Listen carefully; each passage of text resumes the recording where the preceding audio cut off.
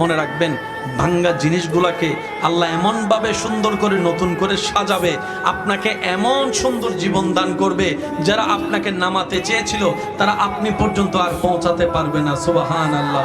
যারা আপনাকে টেনে ধরে নামাতে চেয়েছে তারা অনেক পিছনে পড়ে থাকবে, আপনি রবের রহমত নিয়ে অনেক দূরে এগিয়ে থাকবেন।